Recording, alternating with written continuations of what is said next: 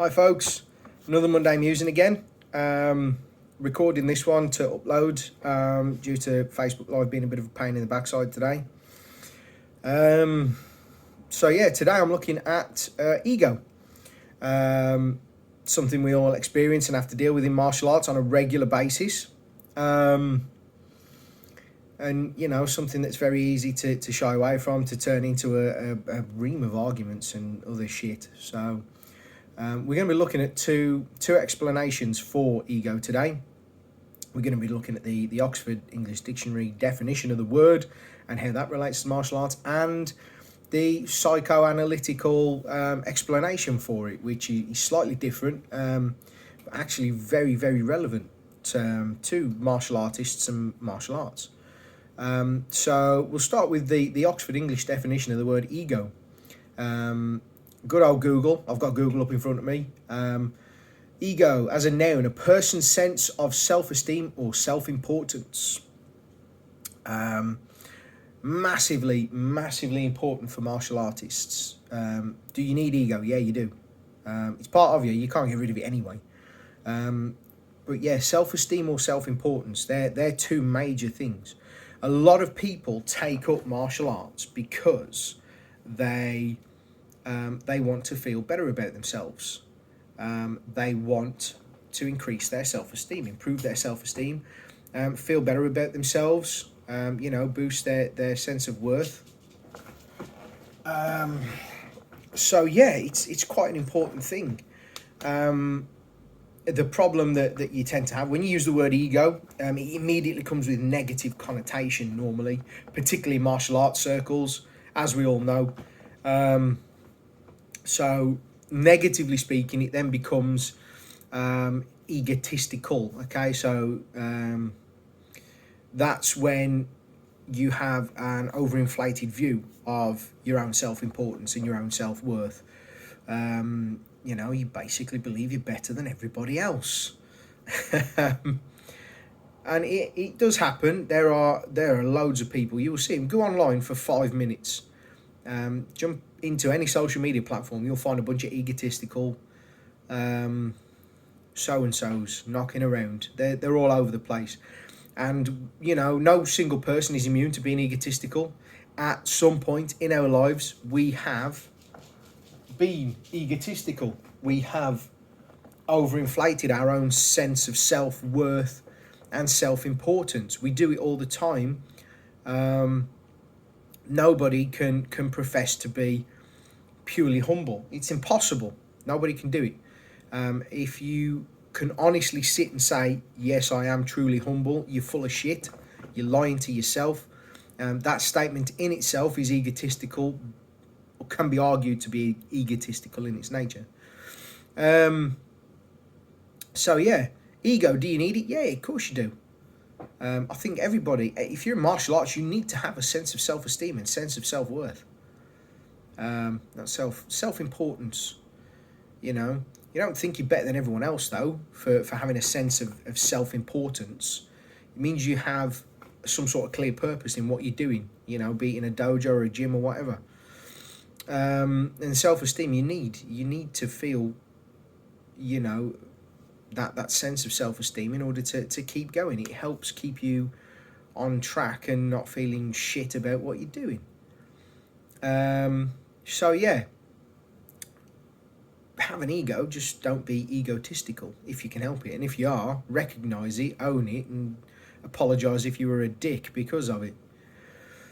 Moving on though, and the sort of explanation that really got my brain ticking this morning, the psychoanalytical version is your ego is so ego normally comes under the id, ego and superego explanations of distinct interacting agents in your brain, interacting with the world and all that kind of stuff, or not interacting with the world, interacting inside your own head. But ego is the part of your mind that mediates between the conscious and unconscious and is responsible for reality testing and a sense of personal identity. So those two things at the end, I'm going to cherry pick to that. Reality testing and sense of personal identity. So your ego is responsible for testing stuff around you. So if you physically go and do something, your ego processes all of that shit. So let's think of an example. Reality testing. I pick up a mug and it has liquid in it. That liquid is ridiculously hot. It has made the mug hot. I drop the fucking mug. That is me testing reality. In future, I'll go, shit, is that mug hot? I might test it a bit first. You know, I might check if there's steam rising off it and things like that. It's part of that. But it's also, you know, part of your sort of social interactions that keep you grounded in reality. So I've obviously suffered with my own mental health recently. I still am. There's no improvements there. But yeah, so when you're like looking into things, when you're talking to people, when you're feeling particularly depressed, those interactions can actually get to a point where you start to feel detached from people and reality, and it puts you in quite a lonely, dark place, and it can stop you operating as a person. It's horrendous. But yeah, testing your reality. So when you're looking at what your ego does, you know, it wants you to look into things. It wants to let's have a look here. We got please the id's drive in realistic ways, in long term bring benefit rather than grief. So yeah, your ego is responsible for long term not making you feel like a bag of shit. Yeah, and sometimes it'll cloak commands. It'll rationalize. That's what your ego does, according to that. But yeah, if you think about it, as martial artists, we're always testing reality. We're always testing things, you know. And if you go back to the other explanation, the Oxford Dictionary definition of ego, having that sense of self-esteem and self-importance, you know, you're always testing that anyway, by testing reality, you know.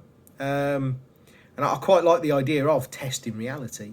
When you look at reality-based martial arts, or martial arts that deal with physical violence and all that kind of stuff, reality gets tested to an extent within, I don't know, certain set parameters.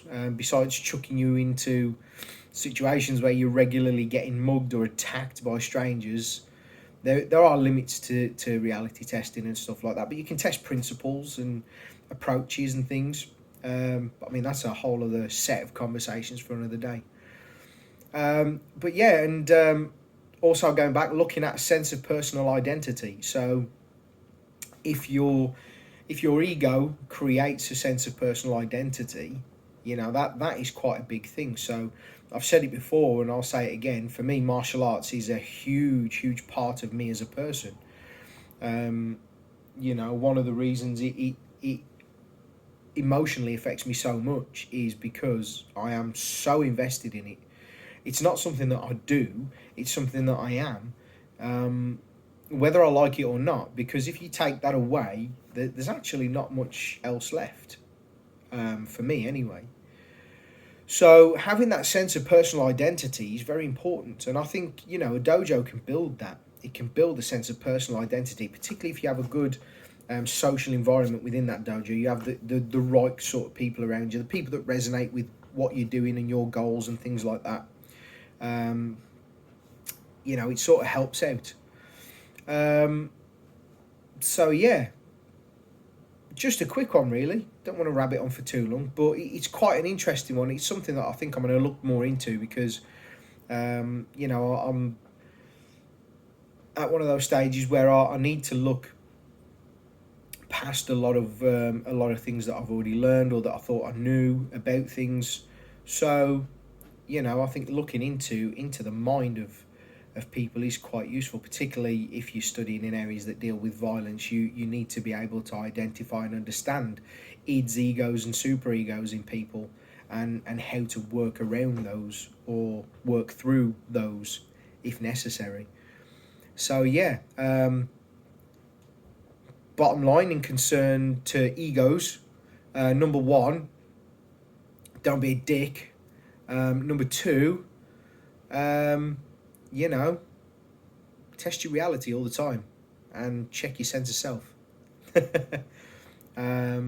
But yeah, Don't become egotistical. An ego is important. We should all have an ego. We should all have a realistic view on what it is we're capable of and what it is we want to do, to allow us to set goals and things like that. But we shouldn't have an overinflated sense of self-importance and self-esteem, because it doesn't benefit anybody to be a cock. Let's be honest. You know, check yourself before you wreck yourself, or somebody else will. So yeah, just a little one on ego. We've all got one. Some of us voice it more than others, and some of us are egotistical.